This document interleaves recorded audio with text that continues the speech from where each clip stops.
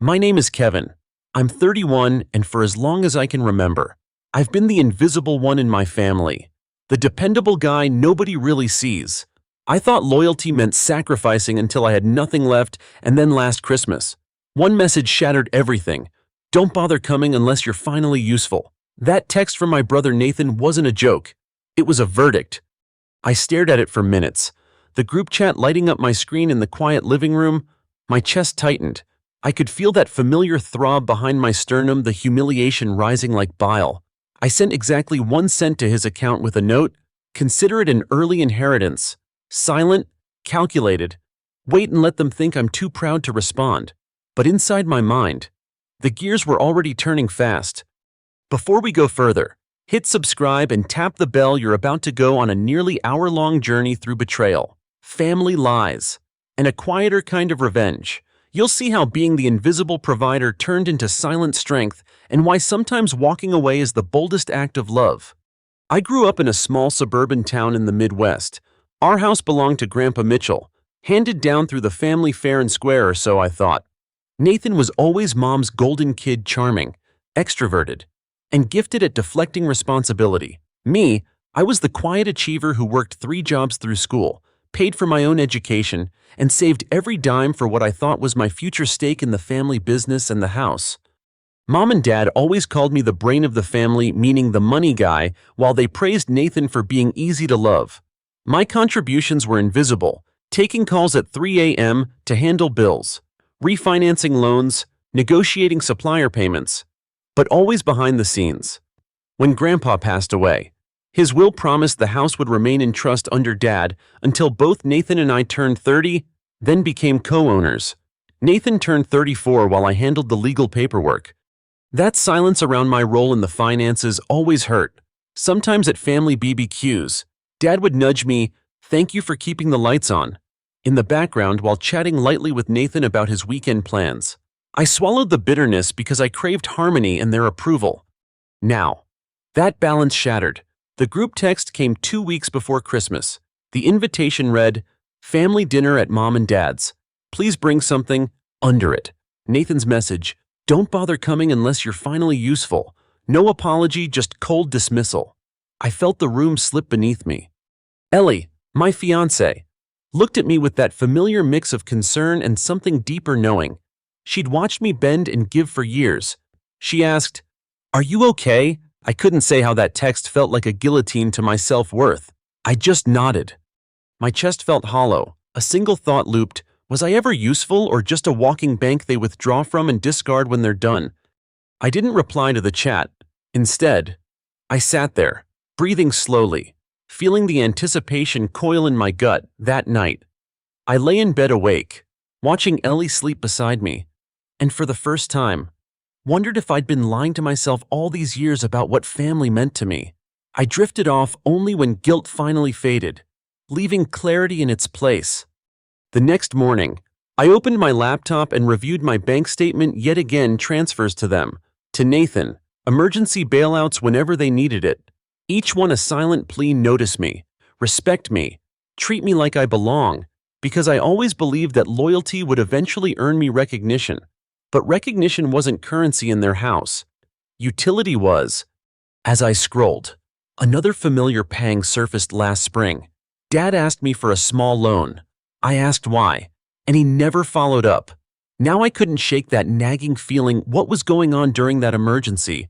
Why had they kept me in the dark? I closed my eyes and let the list of all the unpaid bills, all the unpaid debts slide across my memory. Something in me clicked. The old Kevin who begged for peace was gone, but the part of me who cared quietly was still here, sharper and more focused than ever. I texted Maya, a friend of mine who's a real estate attorney, and asked her if she could meet tonight, not yet ready to tell Ellie everything. I just needed someone who might help me understand if this betrayal had deeper roots. As I shoved files into my backpack for later, a strange calm settled over me, the kind you feel when you've decided to stop being invisible. In that moment, I realized they didn't want me at Christmas because I wasn't useful, and I intended to prove that the loyalty they free-rode was the hand that would pull the rug from under them. I hadn't visited the storage unit in almost 2 years, yet my fingers punched in the code on autopilot. As the rolling door creaked open, the stale scent of cardboard and dust hit me. My breath puffed out in small clouds. It was colder than I remembered. I found the file in an old banker's box tucked under obsolete tech gear and tax files. Estate, Grandpa M, handwritten in thick black Sharpie. A little faded now. I opened it with the care of someone disarming a bomb. Inside the will, Grandpa Mitchell's will. The words were crystal clear even after all these years. The home at 112 Reading Avenue shall be held in trust by William Hayes, my father, until both Kevin and Nathan Hayes reach the age of 30. Upon that time, ownership shall be divided equally. No exceptions. My fingers trembled, but it wasn't from the cold anymore. I photographed every page, every signature, every seal. I needed evidence. But more than that, I needed truth. Because if what Nathan said on the phone was true, if the house was already in his name, something illegal had happened. Or worse, something deeply personal. Later that day, I sat across from Maya in a dimly lit downtown cafe, the file spread before her like a courtroom exhibit, her brows furrowed with every page she turned. "Kevin," she said, sliding one copy back toward me, "this isn't just suspicious. If your father transferred the title solely to Nathan while this will existed, this could be considered civil fraud, maybe even criminal. If he concealed this—" "Fraud," I repeated, like the word might burn me. What kind? "If he claimed to be sole owner to secure financing, that's mortgage fraud. And if he used a forged signature or a notary who wasn't present, that's forgery. You've got grounds here, strong ones." I nodded slowly, eyes fixed on the stained coffee ring on the table. Maya kept talking timelines, court filings, injunctions, but I couldn't stop hearing Nathan's voice. "You think this ends here?" Maybe it wasn't a tantrum. Maybe it was a warning. That night, I sat by my window, city lights blinking beneath the fogged glass, and let the silence stretch. For so long, I thought staying quiet made me a better person, that if I just gave more, they'd eventually see me as family, not function. But now, the more I dug, the more I saw that love, at least in our house, had always been conditional, earned, transactional. 2 days later, I filed a property record request. Maya helped expedite it. When the digital scan came back, my breath hitched. April 17th, a quick claim deed, signed by my father, transferring the house entirely to Nathan. No mention of the trust, no disclosure of the will. The reason cited, for love and consideration. The notary's name at the bottom stopped me cold. Lillian Garcia, retired 3 years ago, used to work with Dad. My stomach twisted. "Do you think she signed it?" I asked Maya. "If she was retired when this was notarized," she said, "and didn't actually witness it, that's forgery." The air felt heavy, like we weren't just talking about paperwork anymore. We were talking about betrayal backed by conspiracy. My own father forging documents to strip me of my share, with Nathan smiling wide as he bought his first real place. And then the message came, a simple text, from Nathan. 5 words. "You don't know everything, Kevin." I read it again, then again, no emojis, no follow-up, just a chilling phrase that now didn't feel like threat, it felt like leverage. What didn't I know? That question followed me into my dreams, into the way I looked at Ellie's worried eyes, into the very cadence of my breath. There had to be more, something they were still hiding, something bigger than the house. Maya called 2 mornings later. Her voice was clipped, professional but urgent. I ran a title chain back on the property. She said, "Kevin, your grandfather didn't buy that house. He inherited it." I blinked. "From who?" "Lorraine Mitchell." She answered, "His sister." I stood frozen in the hallway of my apartment, the file still clutched in my hand. My mind raced back, old stories about Aunt Lorraine who gardened obsessively, who never married. She passed in the 70s. But what did that have to do with this? She died under what the archive calls unusual circumstances. Maya added, "No criminal record, but someone filed a claim in probate court, said she'd promised him the property, a man named Emery Grant." I sat down hard. The house, my house, was part of a much older, much darker story, a story I was never supposed to uncover. I called my cousin Julia, a genealogist and unofficial family historian. She texted me a scanned photo, Lorraine smiling in the front yard, daisies in bloom behind her. A date scribbled on the back, summer 1972, Lorraine's garden lot. I zoomed in. Behind her, tucked in the corner, was a wrought iron sign, parcel 14B. A separate lot. I called Maya back. "There's a garden parcel," I said. "Does it show up in your title search?" Silence. Then, "Yes." Another beat. "And it's in Nathan's name." The moment Maya confirmed the garden lot, parcel 14B, was now under Nathan's name, a cold realization crept over me. I wasn't just dealing with a house theft. I was standing at the edge of a buried scandal, one that stretched back decades and had been quietly manipulated under my nose. I asked Maya how Nathan could have acquired the lot. "Not through inheritance," she said. Tapping her keyboard, "Lorraine's parcel should have transferred alongside the house as part of the family estate, but according to this update, he filed a property amendment in 2019 citing assumed heirship." Can you do that? If no one contests it, and if the paperwork isn't scrutinized, it can slide through, especially if the lot was considered low value or forgotten. I felt sick. The garden where Lorraine spent her final summers, the same place I buried toy dinosaurs as a child, was sold out from under all of us, by Nathan. But why go through all that for a patch of dirt? Maya didn't answer with words. She emailed me a zoning application filed just 2 weeks prior, Nathan's name, requesting a commercial designation for parcel 14B. The stated purpose: small-scale retail development. He planned to pave over Lorraine's garden, and he'd use that dirt to secure a $200,000 loan from a private lender, my father's development firm. Of course, they were working together. The house was never the end goal. It was the beginning. They were trying to flip the entire property into a business asset, using fake titles and hidden claims.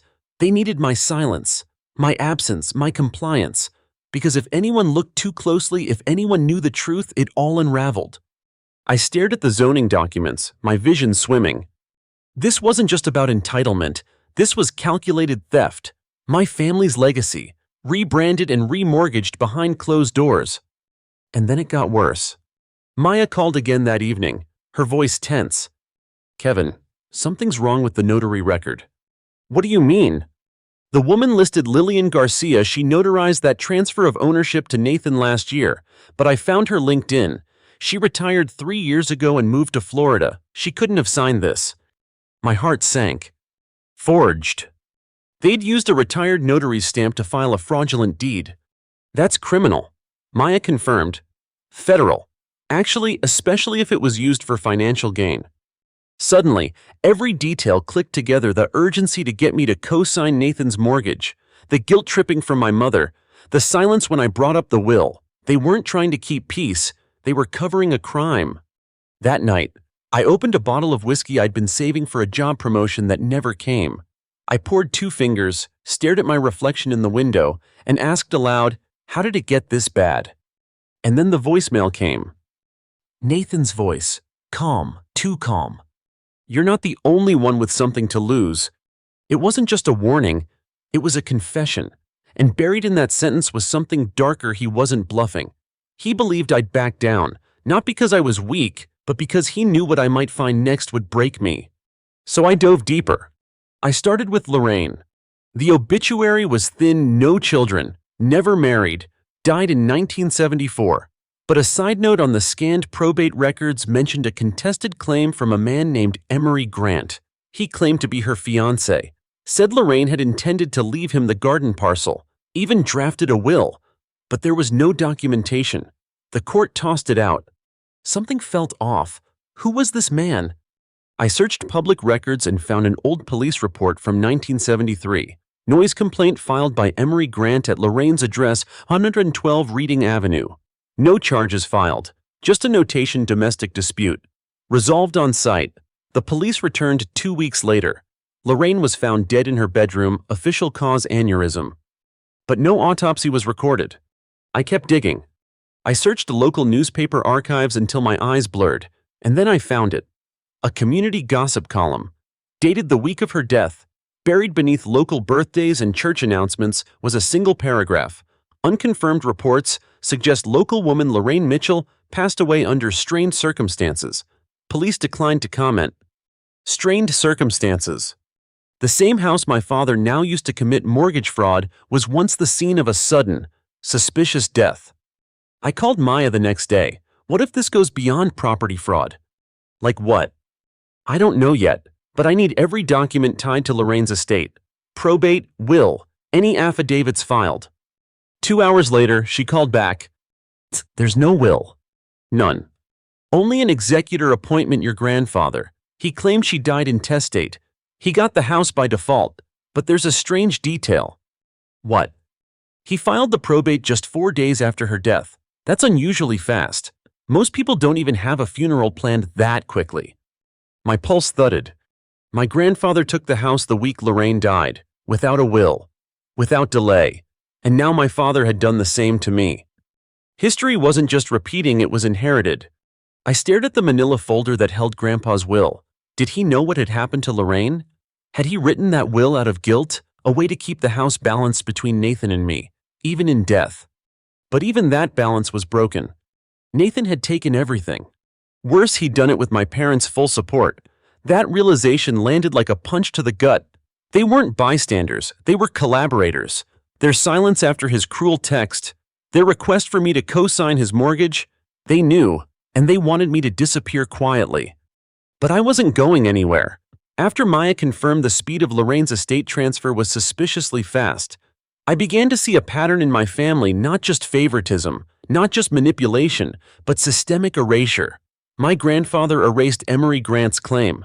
My father erased me, and Nathan, following in their footsteps, was trying to erase history itself, burying it under zoning permits and fraudulent deeds. I wasn't just fighting for a house anymore. I was fighting for truth, for the story they hoped I'd never learn. The next step was risky, but I had to do it. I drove 3 hours to the small county where Lorraine died and requested access to archived police reports and coroner's records. The clerk, a tired-looking man with coffee-stained sleeves, told me they'd been digitized but redacted unless subpoenaed.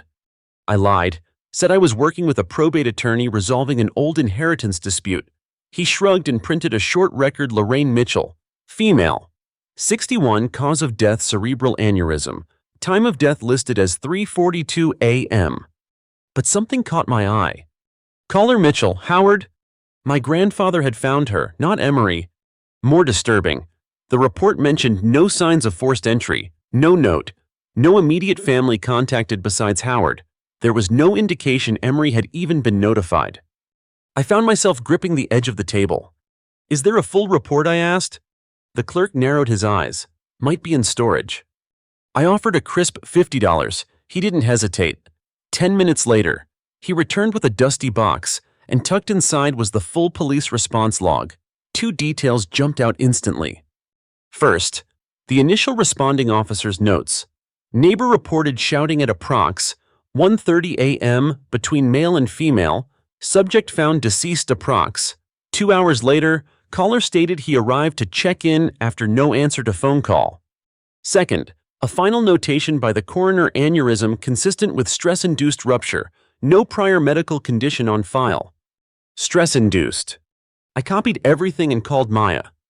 There's no proof of foul play, I said, but there's smoke.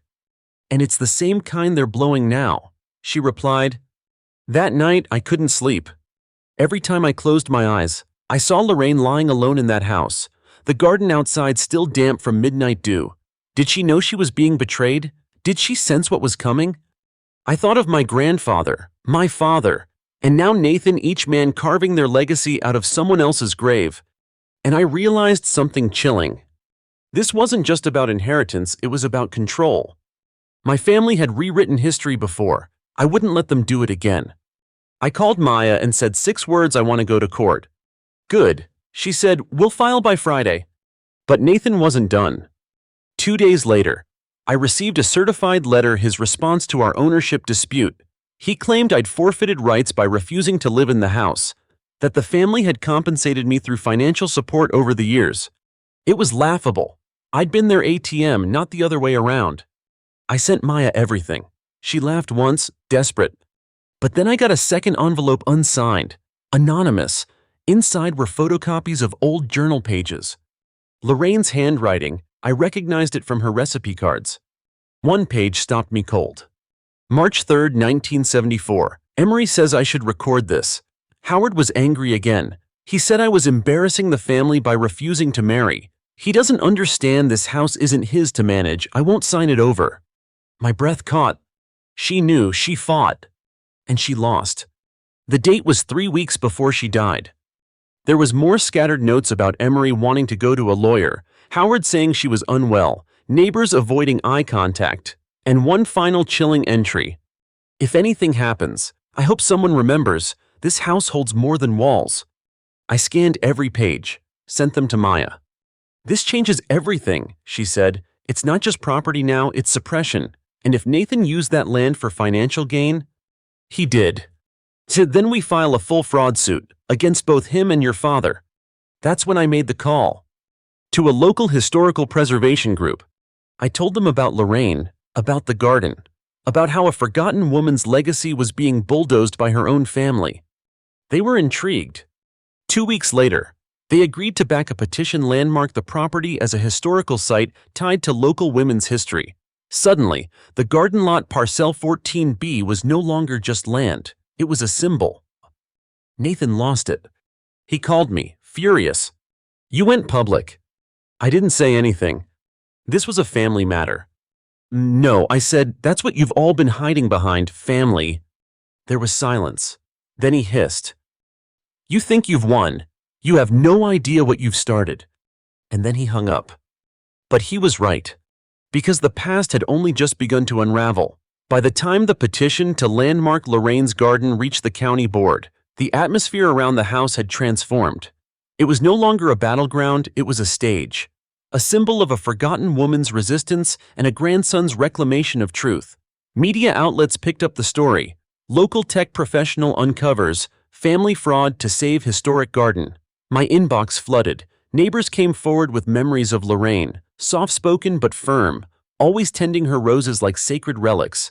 One elderly man even handed me a black and white photo from 1972, Lorraine and Emery smiling beside a picnic table in the yard. She deserved better. He whispered, "You're doing the right thing, son."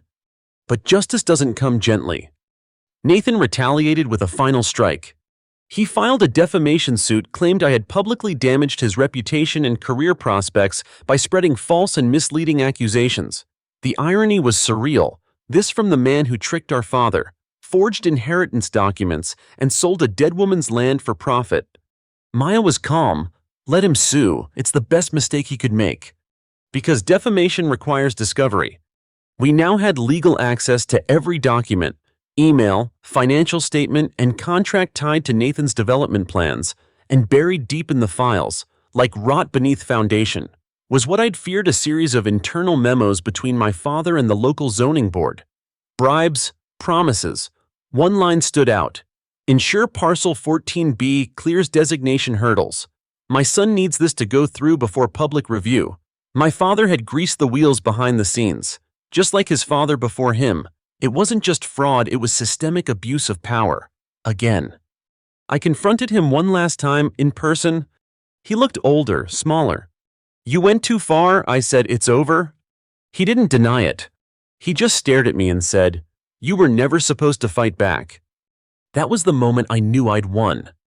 Not legally, not yet, but psychologically. The wall they'd built between truth and silence had cracked, and the water was flooding through. The defamation case was dropped a week later. Nathan disappeared from social media. Rumors swirled about debts, a failed loan, a terminated partnership. My father resigned from the zoning board after an anonymous tip mine triggered an ethics investigation. For once, they faced the scrutiny they'd always thought they were above. And me, I stood in front of the garden one cold April morning, holding the official letter from the preservation office. Approved. Designation granted. Lorraine Mitchell Garden, a site of historic and local feminist significance. I cried. Not just for her, for me, for every version of myself that had swallowed silence, bent over backward, given too much to people who never saw the cost. But closure came with a price. My mother sent me one final message, a short voicemail. "I hope you're happy now. You've burned the family to the ground." I didn't respond because she was wrong. I hadn't burned anything. I just refused to let their fire consume me. Instead, I built something new from the ashes. 6 months later, The house was fully renovated. Lorraine's garden was blooming again, roses, hydrangeas, jasmine climbing the old trellis Nathan nearly sold to a developer. I opened it for community visits once a month. Local kids played in the yard I once feared. Elderly neighbors dropped off clippings and memories. I was no longer the outsider. I was home. A documentary team approached me after a local blog went viral. They wanted to tell Lorraine's story and mine. I agreed on one condition: the final scene had to show the garden in full bloom, untouched, undefeated. They nodded. That's the perfect ending. But for me, it was the beginning. I learned that choosing yourself doesn't mean rejecting others. It means drawing a line so you're not erased. It means breaking the cycle, even when everyone says you're the villain for doing so. And it means understanding that silence, when weaponized by family, is the cruelest kind of betrayal. Kevin, 32. Now still rebuilding, still healing, but for the first time not alone and not ashamed. Sometimes, to reclaim your life, you have to dig up every root they buried and replant them in truth. And when you do, something incredible happens. You bloom. Story 2. I'm Harper Lane, 31, a high school art teacher who prefers paint-smudged jeans to party dresses. 2 months ago, I believed my life was quiet but solid. I had a gentle fiancé, Evan Brooks, 33, and a plan for a small cliffside wedding on June 12th, the day we met while rescuing a stray dog. If you'd told me my own sister would hijack that day and my parents would clap like trained seals, I'd have laughed, yet here we are.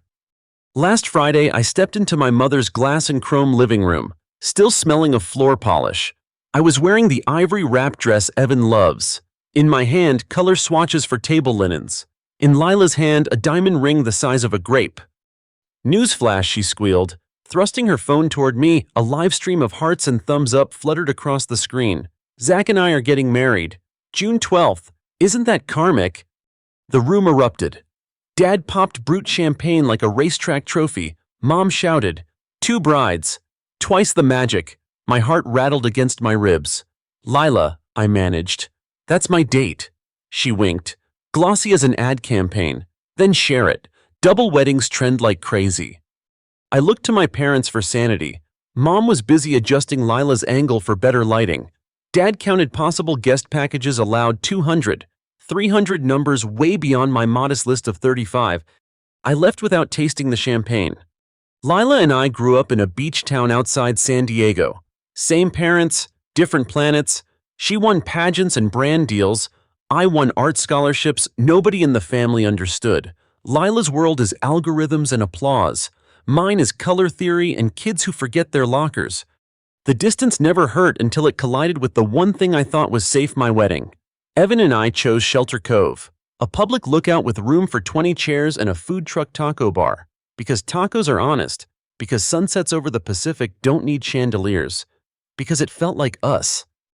Mom said it was quaint, which is her code for invisible. Fine by me. 3 days after the announcement, Mom scheduled a family logistics meeting. Translation: a seafood feast she could post to her wellness blog. I swear the candles cost more than my entire flower budget. Lila clicked through a slideshow titled Lane Brooks Spectacular. Slide 1: gold-foiled invitations with both our names. Hers on top in looping script. Slide 2: a vineyard venue already on hold. Slide 3: projected sponsorship revenue. Yes. Revenue because influencers don't celebrate, they monetize. Halfway through, Dad asked whether Evan and I minded moving our vows to an earlier time slot so the live orchestra can reset before golden hour. I stared at him. We mind. Silence. Even the lobster stared. Mom finally sighed. Honey, think of the exposure. You two don't even have a joint Instagram. I pushed my chair back. Evan followed. The legs screeched against marble like a warning siren. Outside, under a floodlit palm, he took my shaking hands. We can fight, he whispered. Or we can pivot. I hated the word pivot. It sounded like surrender in a business suit. Yet his eyes were steady, and I knew he'd stand wherever I chose. Monday morning, the Parks Department emailed, your June 12th permit has been revoked. Full refund attached. Reason: venue booked for private commercial event. I didn't need Sherlock to guess the client. I sat at my classroom desk, dried paint speckling my fingers, and felt something inside me tilt. Rage, yes, but fiercer resolve. I wasn't the kid sister anymore, and my story wasn't clickbait for Lila's followers.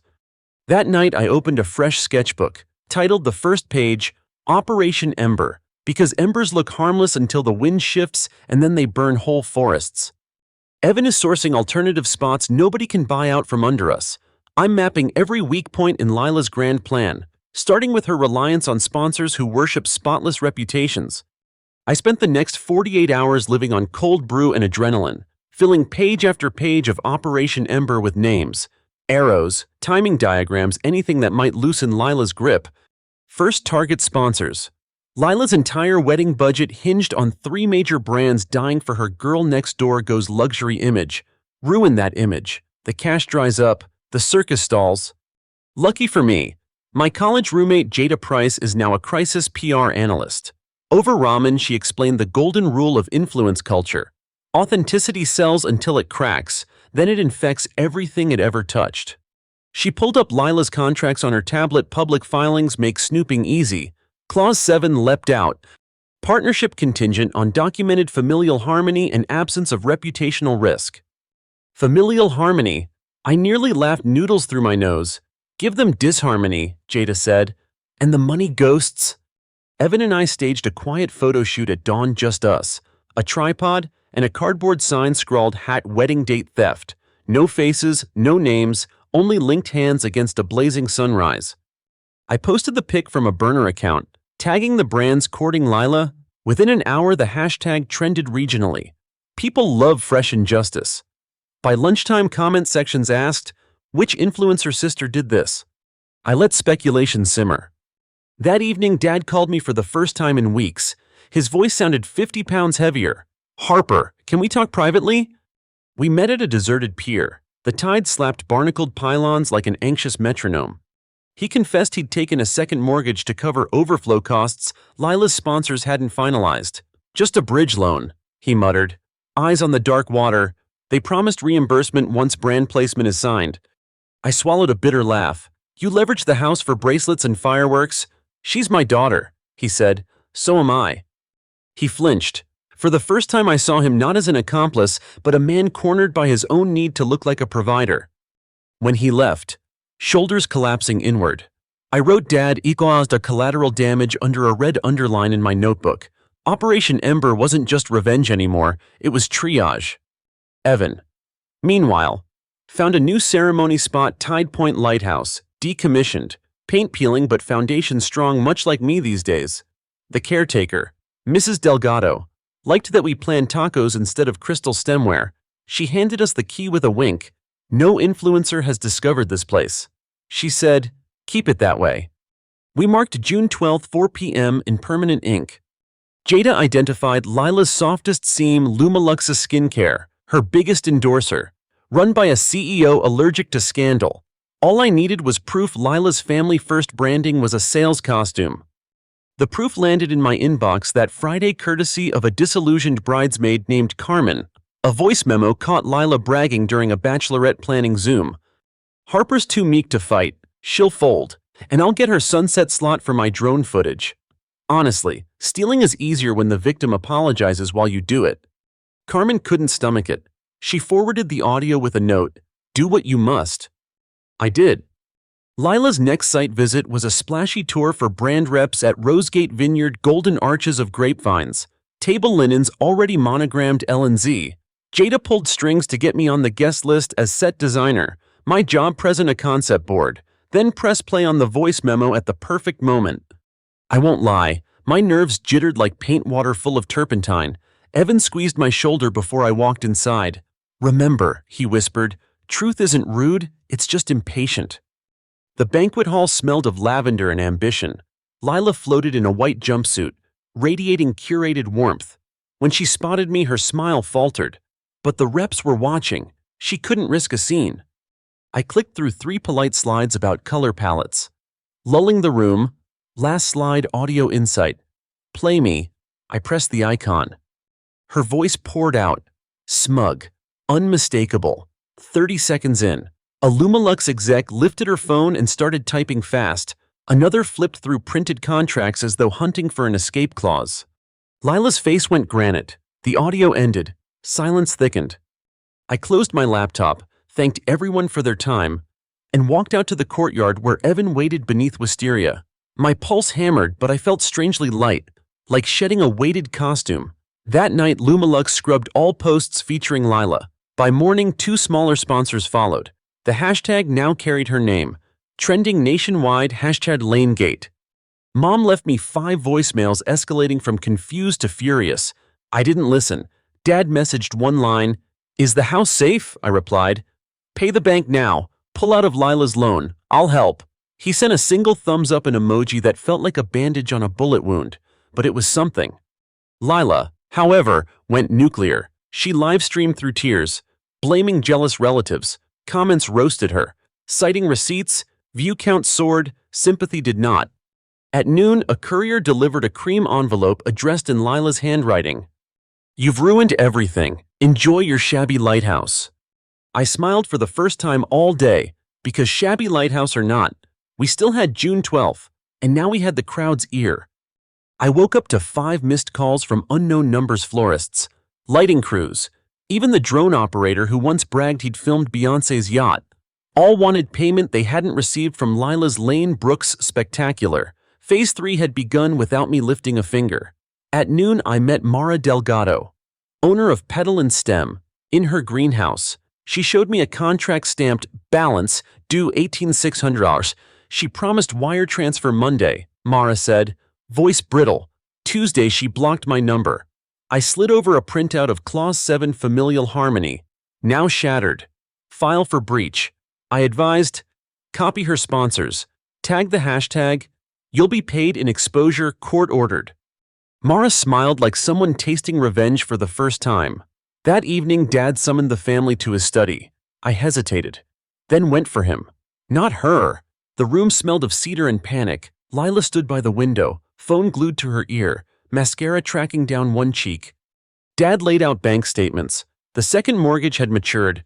Penalties were crushing. Lila's sponsors had pulled. Her venue demanded full payment in 48 hours, and the vineyard threatened litigation for reputational damage. He turned to me.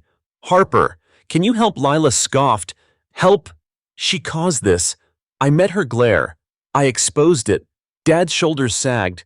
"I just want my family solvent, then stop funding her facade." I said, "Let the cards fall." He didn't answer, but the pen slipped from his fingers. That was enough.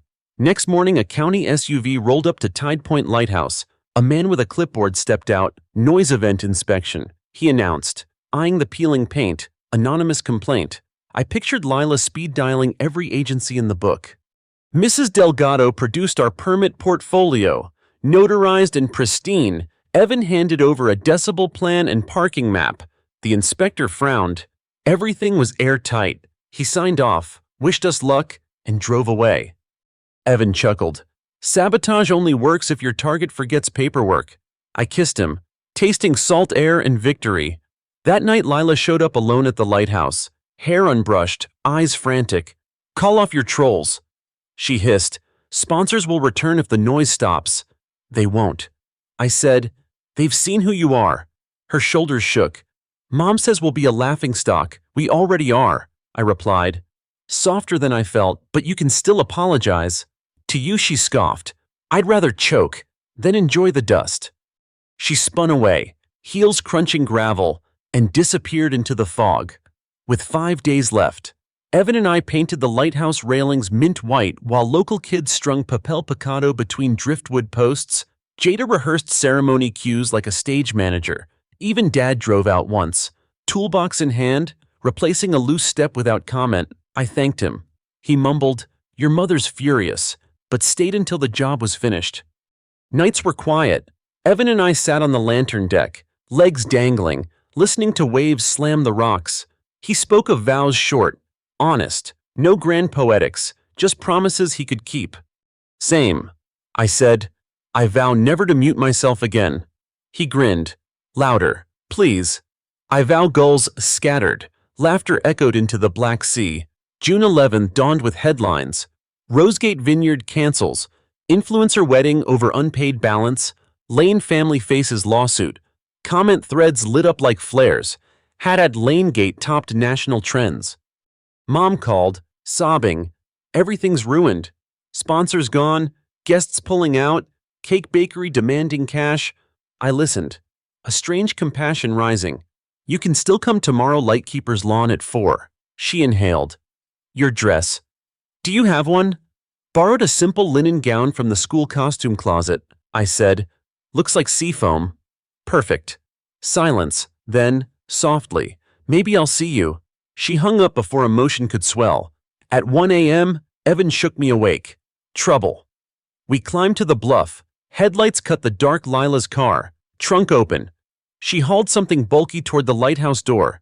"Gasoline canisters." "Stay," Evan ordered. He strode down, voice sharp. Floodlights flicked on, revealing our new security cameras installed hours earlier at Jada's insistence. Lila froze like a deer, then crumpled, sobbing. "You were about to commit arson," Evan said. "For likes." She rocked on her heels, mascara again painting grief. "If I can't have the date, no one should." I stepped forward. "You need help, not cameras, but I'll use both if you force me." She dropped the can, fingers trembling. "I've lost everything. Not everything." I pointed to the dawn creeping over the horizon. "You still have tomorrow to start new. Leave the fire behind." Evan escorted her to the car. She drove off. Taillights shrinking. We watched until they vanished. By daylight, the lighthouse glowed freshly painted, wind sending bright banners snapping, tacos marinated in citrus and cilantro. My students arrived with hand-drawn place cards and wildflower jars. Dad showed up early, hair mussed, carrying Mom's old Polaroid camera. "She's on her way," he said. Uncertain. "Good," I breathed. At 3:50 p.m., a lone figure climbed the path. Lila, in a simple blue dress, no entourage, no phone. She stopped 10 paces away, eyes red-rimmed. "I can't undo what I did," she whispered, "but I don't want to burn your lighthouse." "Then don't," I said. She held out a small velvet pouch. Inside lay 2 rings, thin rose gold bands. "Grandma's," she said. "Mom kept them for the daughter who married first. They're yours." A gull cried overhead. Salt wind stung my eyes. I nodded once, peace, not pardon. She stepped back, joining the rows of folding chairs like any other guest. The quartet struck its first chord. Evan waited at the arch, hair tousled by breeze, face lit with that steady faith he always carries. I took a breath, linen gown brushing my ankles, and walked forward. Behind me, the lighthouse lens turned, catching sunlight, scattering it in great spinning shards, warning ships, guiding hearts, burning away every last shadow of who should shine brighter. The quartet faded into the hush of waves, and Evan reached for my hands. Sea wind tangled hair across my mouth. But I was all breath and yes and steady pulse. My old principal, licensed for civil ceremonies, opened a worn leather book. "Do you?" "Harper Lane." A faint whir cut through her words. Everyone looked up. A matte black drone buzzed over the cliff, lenses flashing. I groaned. Lila's rogue videographer. A stranger sniffing clickbait. Either way, the moment felt mugged. Evan raised an eyebrow. I shook my head. We kept going, but Taco Tom, our food truck chef, ex-Marine, had zero patience. He stepped out from behind his grill, swung a skillet like Babe Ruth, and clipped the drone clean out of the sky. Cheers erupted as it spiraled into a dune plume. Crash contained. Ceremony saved. The interruption broke tension that had hung all week. Laughter rippled, shoulders relaxed. I caught Lila wiping tears of mirth or regret. I couldn't tell. When silence returned, I spoke first. I promised to paint our life in honest colors, to stay loud, to keep choosing cliff edges over safe porches, as long as your hand is there. Evan smiled the smile he saves for star maps and stray dogs. I vow to guard your fire but never cage it, to bake midnight cookies when storms rattle the windows, to meet every battle beside you. Skillet optional. Rings grandmas slid on easily. The principal pronounced us partners in art and chaos. Salt air tasted like first chapters. Tacos sizzled. Mango salsa sparked tongues. Kids traced chalk hearts on stone. Dad snapped Polaroids until the film ran out, laughing when photos streaked sun-bleached. Mom approached with paper plates, asked if I needed anything. I said, "Sit, eat." She did, shoulders dropping inch by inch. Lila hovered at table's edge, holding a mason jar of lemonade like a white flag. "Harper," she whispered, "thank you for letting me stay." I sipped horchata, considering the broken drone, the almost arson, the ash that never lit. "This isn't absolution," I said, "but it's a seed." She nodded. "Seeds are how forests start." We clinked jars, not sisters restored, sisters rewired. At twilight, Jada cued a surprise. The lighthouse lamp revived for one night. Rotating gold rings across ocean and sky, gasps scattered like gulls. Evan tugged my sleeve. "Dance no band, only surf and wind." We swayed on the weathered deck while distant cargo ships answered the beacon with low horns. Each pulse echoed a promise: keep going, you're seen. Halfway through the sway, Dad tapped my shoulder. Behind him, Mom and Lila waited, shoes off, toes digging sand. They formed a clumsy circle around us. Others joined: students, co-workers, strangers bound by tacos and drama. The courtyard spun with improvised waltz, laughter sinking mismatched hearts. I thought this is what Lila chased with sponsorships: connection unfiltered. And it was here all along, free. Guests drifted home beneath strings of solar bulbs. Mrs. Delgado locked the gate, winked. "You two brought the light back." Inside the keeper's cottage, Evan set leftover carnitas on the stove. I sank onto a worn sofa, shoes finally off, dress smelling of lime and seawater. Phone buzzed. A DM from Mara the florist. "Rosegate paid in full after your signal boost. Their lawyer cited avoidance of further PR damage." A second from the drone operator. "My bad. Invoice the rig, insurance covers stupidity." I forwarded both to Jada with a grinning emoji. Dad texted, "House safe, mortgage negotiated." "Thank you." I stared at the words until they blurred, then typed back, "Paint the porch seafoam. Looks good on old wood, .. then will do." Lila's message arrived last. A single photo, her bookshelf stacked with untouched self-help titles. A sticky note on top. Step 1. Listen. I breathed out the months of knots. Summer school started. I hung student art in bright rows. Every Friday, Evan met me for tide pool walks, sketchbook in his back pocket. Mom emailed a recipe for lavender lemonade, crowd hit. Use less sugar. Dad mailed a Polaroid reel. The photos still streaked. Still perfect. Lila booked therapy. Launched a small batch candle line, no sponsors. Just her hands and soy wax. First sent beacon. She mailed 2 jars. One sits on our kitchen sill. The other glows nightly in Dad's study. People ask how I'd summarize the saga. I tell them fire is only half the story. The other half is what refuses to burn: a lighthouse older than egos, a skillet swung for love, a vow spoken over crashed debris. I am Harper Lane Brooks, now a new signature on blank canvases. Some nights I climb the lighthouse stairs, even though the lamp is dark again. At the top, wind slaps my cheeks, and I can see both the scar of the old burnt vineyard and the narrow beam of highway where futures arrive. I whisper into the gust, not for followers but for myself. Keep the ember, guard the flame, share the light. Then I head home, where Evan waits with midnight cookies, and the sea keeps telling its endless, forgiving story. Story 3. My name is Caroline Brooks. I'm 66, and last Thursday I watched the ground swallow my only son. Andrew was just 41, too young for an aneurysm, too young to leave his children fatherless, and far too young to leave me staring at a maple coffin I could barely recognize. I had tasted grief before. My husband, Mark, died of lymphoma 10 years ago. I thought I understood loss. I was wrong. As the pastor's voice blurred into wind, I clutched the folded flag and reminded myself to breathe. Beside me stood Vanessa, Andrew's wife.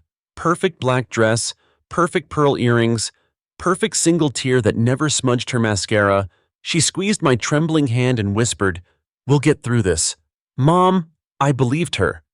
After Mark died, the family house felt like a mausoleum. Andrew and Vanessa insisted I move in with them until I felt strong again. Sell the place. Mom, Andrew urged, you worked too hard for those creaky stairs. I sold it for $380,000 and wrote a cashier's check to Andrew because, he said, Vanessa had found the forever home on Birch Lane. He kissed my forehead when I handed him the envelope. I never asked to see the deed. Families don't keep score, or so I thought. The Birch Lane house sparkled. I had the garden suite on the first floor, my grandchildren Leo, 12, and Sophie, 9, tiptoed in every dawn for pancakes and stories. I baked, chauffeured, and knit my bones into the rhythm of their lives. We were a 3-generation machine, humming. But machines hide cracks. Vanessa sold luxury condos downtown. Her smile could frost glass. She claimed she thrived on 12-hour days, client dinners, and pop-up networking trips. I chalked up her fatigue to hustle. Whenever she sighed at my slow walk or flinched when I asked how to use the smart TV, I told myself she was exhausted, not cruel. Andrew, meanwhile, was the glue. He left encouraging notes on the fridge and made Sunday spaghetti from scratch.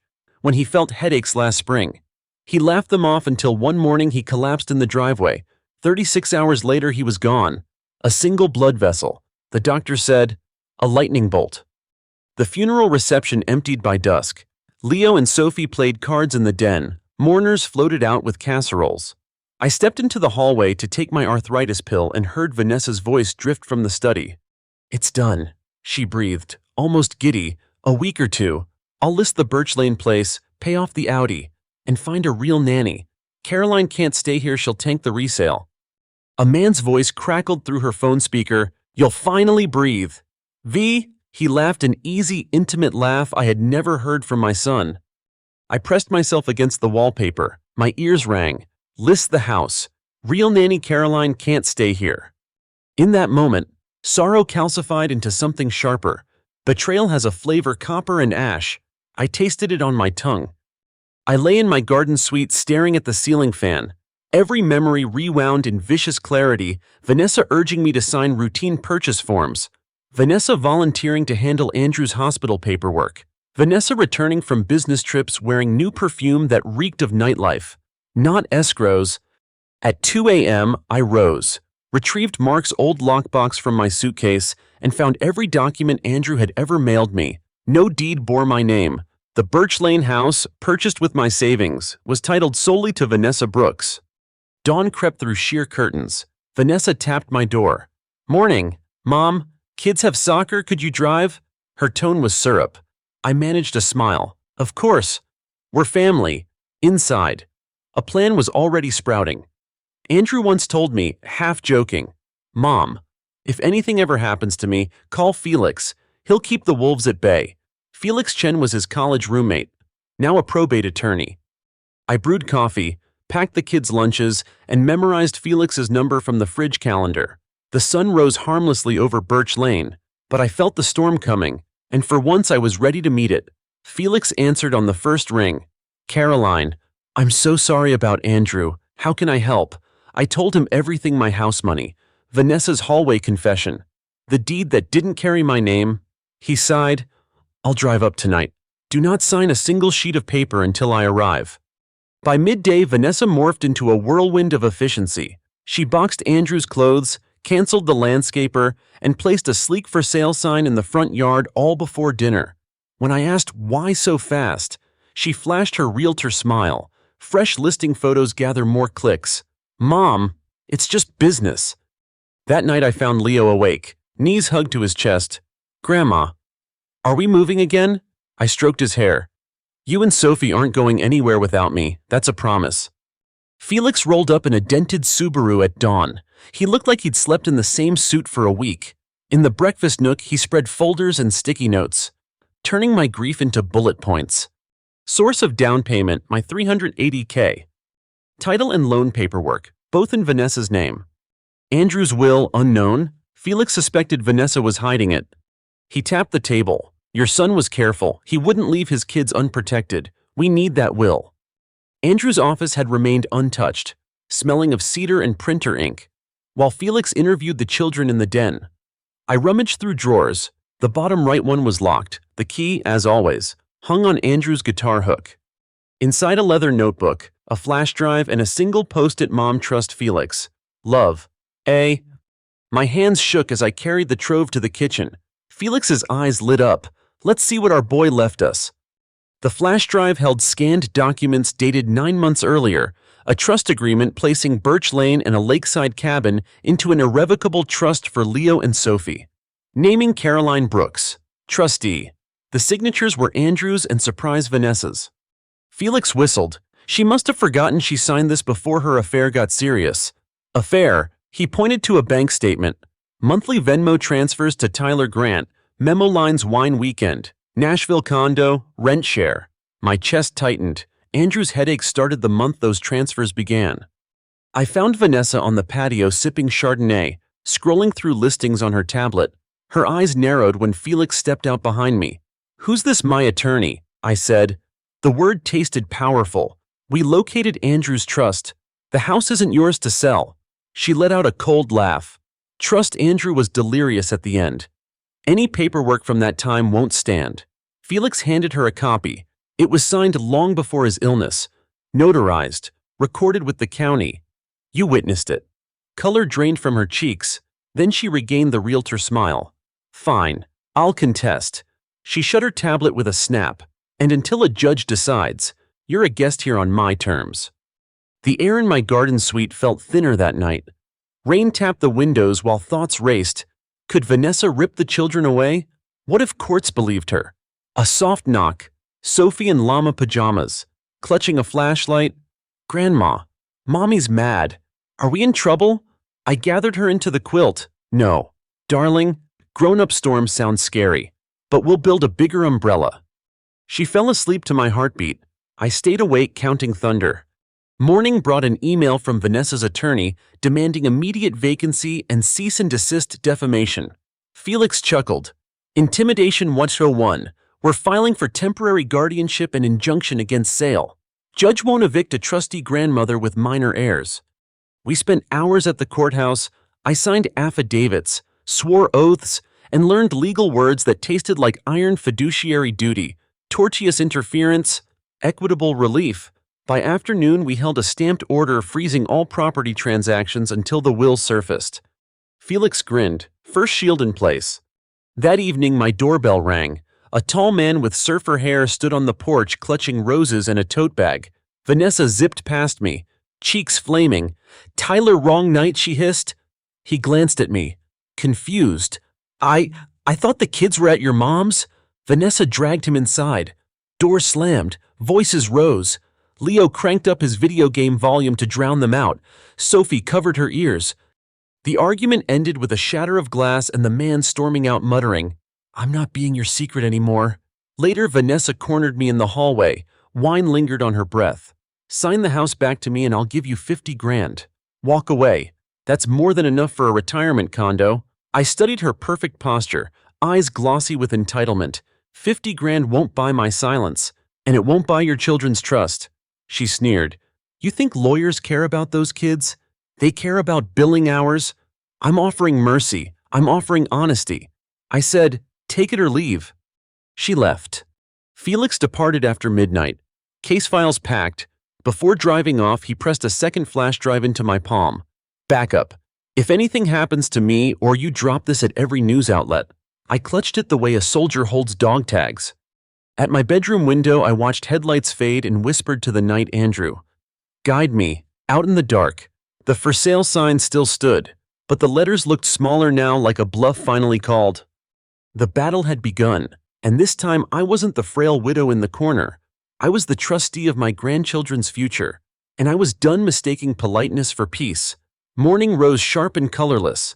Vanessa had stripped the for sale sign from the yard, but only because the injunction made it useless. She stalked the halls like a caged cat. Leo whispered, "Grandma, she slams every door." I whispered back, "Let her waste the hinges, we're busy winning." Felix returned with news Andrew's last will still hadn't surfaced at probate. That meant one thing. Someone filed a supplemental petition sealing it. Or it was hidden. Felix sniffed the air the way a hound catches smoke. Andrew kept digital backups of everything. We need his cloud storage. Leo overheard. Dad's passwords are in his chess app. He made the answers puzzles. The boy's eyes shone with secret pride. Together we solved night fork riddles until the cloud opened like a vault. There it was, Will Rev 3.pdf, dated 11 months earlier. It mirrored the trust, plus a clause naming me temporary guardian if Vanessa became incapacitated by illness or misconduct. Felix grinned. Misconduct covers fraud and adultery in our state. Judge will love that. Vanessa must have sensed the walls inching closer. That night my suite door clicked open. I woke to her silhouette rifling through the dresser, looking for something. I croaked. She spun, eyes wild, flashlight trembling. You can't prove anything. The flash drive isn't here, I said, and police trace fingerprints on drawers. Vanessa fled. I locked the door and finally allowed my knees to shake. 2 days later, we sat before Judge Morales, a man whose silver hair looked chiseled from winter steel. Felix presented the trust, the fresh unearthed will, and a stack of bank statements colored by Tyler Grant's Venmo trips. Vanessa's lawyer objected on hearsay, then on relevance, then on tone. The judge overruled each with one raised eyebrow. When Tyler took the stand, his voice cracked. She said once the house sold, she'd repay me and we'd move to Miami. She joked her mother-in-law was baggage on 2 creaky knees. The courtroom sucked in air. Vanessa slammed both palms on the table. That's a lie. Judge Morales pounded his gavel just once. The bang echoed like cannon fire. At noon, he issued a temporary guardianship order in my favor and barred Vanessa from liquidating assets or removing the children from the county. Trial was set for 30 days out. Outside, flashbulbs popped. Reporters loved the headline, "Realtor Widow Accused of Bilking Mother-in-Law."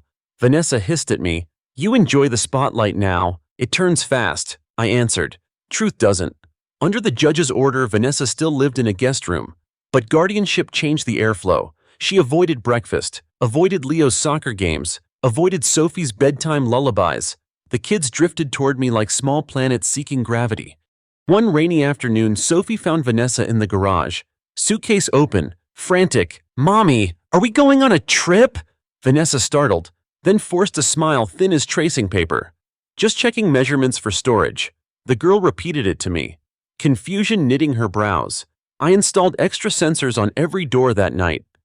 10 days before trial, Felix introduced a new ally, Detective Marisol Vega, Financial Crimes Unit. She'd traced wire transfers from Andrew's joint account to an offshore shell in Belize. Vanessa's signature, dated 3 weeks before Andrew died. The DA may press charges, Vega said, but we need a pattern of coercion. I swallowed hard. Coercion meant Andrew's last months weren't just painful, they were manipulated. Felix dug deeper in the cloud and found a folder labeled "If It Gets Ugly." Inside, audio memos Andrew recorded on his phone. Vanessa says chemo bills are too high, keeps pushing hospice early. She borrowed my phone by mistake. Sent herself my banking password. If mom ends up homeless, it's because Vanessa made it so. Please protect her. I listened alone in the study. The soft rumble of my son's voice, both balm and blade. When the clip ended, I pressed my forehead to the desk and wept, not from grief this time, but from the fierce relief of being believed. Vanessa's final gambit came 3 nights before court. Power cut at 2 a.m. Alarms chirped. I grabbed the flashlight Felix had left me in the kitchen window. A faint glow, taillights, and the outline of the Audi backing toward the road. Trunk ajar. I sprinted outside in slippers. Rain slapped my face. Vanessa, stop! She hit the brakes, wipers thrashing. Inside the car, 2 duffels. Sophie's tablet, passports. It's just a hotel till the press dies down, she yelled through the glass. You'd be violating the order. She revved the engine. Blue lights flashed behind us. Detective Vega in an unmarked cruiser. Someone had tripped the door sensors. Someone small and brave. Leo stood on the porch clutching the house phone, pajamas soaked. He had called 911. I remembered Dad's rule. He said later, voice shaking, good people don't leave in the dark. Police impounded the Audi pending the guardianship case. Vanessa spent the night in county lockup for attempted custodial interference. The children curled in my bed, breath warm against my shoulders while thunder rolled like distant applause. Trial now loomed like a mountain, but the path felt clearer. We had the will, the trust, the bank trail, the recordings, and most powerful of all, 2 children who understood which adults kept them safe. Felix reviewed testimony scripts. Detective Vega prepared evidence binds. I practiced breathing without flinching. On the eve of court, I tucked Leo and Sophie in and read from Andrew's favorite childhood book. At the last page, Sophie asked, Grandma, will tomorrow be scary? Maybe a little, I admitted, but bravery isn't how loud you roar, it's how steady you stay when roaring feels impossible. Court opened on a crisp Monday that smelled of wet pavement and tension. Reporters formed a gauntlet, flashes stung my eyes, but I walked straight, hand in Leo's. Sophie tucked under my other arm. Vanessa entered last, wrists free but face drawn. The county had granted her bail, yet the orange tinge in her cheeks betrayed sleepless nights. Felix started. He moved through exhibits like a maestro trust deed. Cloud-stored will, Belize transfers, audio logs. Each item clicked into place, a chain tightening around every lie Vanessa had uttered. Detective Vega testified next. Calm as stone. She mapped the money trail on a screen. Andrew's account, shell company, brokerage. Vanessa opened 6 weeks before his death. The jury leaned forward, pens scratching. Vanessa's counsel tried to paint Andrew as mentally fatigued, but Felix produced oncologist notes confirming full cognitive function until 48 hours before the aneurysm. The blow landed. You could feel the gallery exhale. I took the oath. Palms dry despite the swirl inside me. I told the simple story: a widowed mother, a son she trusted, money given in love, promises broken by greed. I kept sentences short so truth could breathe. When Felix asked how Vanessa's actions affected the children, my voice wavered but didn't crack. Leo double-checks every lock now, I said. Sophie hides important toys in pillowcases. They've learned suspicion before algebra. Even the opposing lawyer lowered his eyes. The defense put Vanessa up last. Her pearl earrings were gone, replaced by modest studs, but the practiced smile remained. She spoke of overwhelming grief, claimed the Belize Fund was a safety net for the kids. Felix's cross was swift. Why book 2 one-way tickets to Miami business scouting? She said, and the forged signature on this withdrawal slip. Silence. Then a stammered, I don't recall. The jury saw the cracks spread. Deliberation took 3 hours, long enough for coffee, short enough to feel decisive. We waited in a silent hallway. The kids coloring case files. Felix had turned blank side up. Vanessa paced, high heels clicking like a metronome, counting down the end of a symphony gone wrong. The foreperson read the verdict. Fraudulent conveyance, liable. Breach of fiduciary duty, liable. Intentional interference with inheritance, liable. Guardianship of Leo and Sophie awarded to Caroline Brooks, with Vanessa limited to supervised visitation pending separate criminal trial. I heard Sophie whisper, "We're safe," before the courtroom blurred behind my tears. Vanessa's sentencing for financial crimes came 2 months later, 18 months in a minimum security facility and restitution equal to every cent she drained. The Belize account became college funds. She sent the children polite letters. Sometimes they answered, sometimes not. Healing has its own rhythm. Felix refused extra fees. Andrew was my brother in everything but blood. He said, instead, he visits for Sunday chili, teaching Leo opening gambits while Sophie paints his tie. People assume a victory ends the story. It doesn't. It starts a quieter chapter full of splinters to remove. First task: make the house ours. Leo helped rip the slate modern backsplash Vanessa adored. We replaced it with warm subway tiles that caught morning light like hope. Sophie and I painted her room peach. She stuck glow stars on the ceiling and declared, "No more dark surprises." I framed Andrew's chessboard and hung it in the hallway, king still standing, queen guarding, pawns marching forward. Summer arrived. We drove to the lake cabin Andrew had tucked into the trust. Pine air tasted of second chances. The kids swam, shrieked, built driftwood fortresses. At dusk we lit a fire. I read Andrew's last audio memo aloud, the one he recorded the night before surgery scheduled to fix what they'd thought was a simple vessel flaw. "Mom, if you're hearing this, it means life zigged. Remember, courage is just love in running shoes." We laughed and cried at the same time. The stars felt nearer than grief for once. Months folded into a year. I turned 67 with carrot cake and terrible karaoke. The children grew taller. Trust in their own voices returned. Sometimes people ask why I didn't see the betrayal earlier. I tell them love wears thick curtains. We pull them tight to keep out the cold, forgetting they can also block the light. Now I keep the curtains open. I volunteer twice a week at the senior center, guiding others through paperwork no one warns widows about. Detective Vega gives workshops there. We joke about starting a podcast called Fine Print and Finer Friends. Yesterday, a thin envelope arrived from Vanessa's facility. I read it alone on the porch. She apologized for letting ambition eclipse compassion. She asked if the kids might visit when she's released. I inhaled cedar-sweet air and felt no bitterness, only a steady pulse of boundaries learned the hard way. I will leave the choice to Leo and Sophie when the time comes. Love, I've learned, cannot be forced into shape. It must choose its own outline. This morning the sky opened in colors I don't remember seeing before. All this vivid apricot, bold and unashamed. I brewed 2 cups of coffee, one for me, one for memory, and walked the garden path Andrew helped me plant our first spring here. I stood beneath the birch tree whose leaves had witnessed every secret and every truth.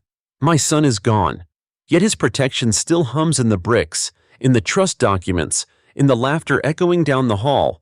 Greed tried to hollow us out. It failed. We grew rings around the wound and kept climbing. I whispered to the dawn, "We're safe. My boy, run the sunrise for us." And somewhere beyond sight, I swear I heard running feet on wet grass, steady and light, carrying love in shoes built for the longest road home.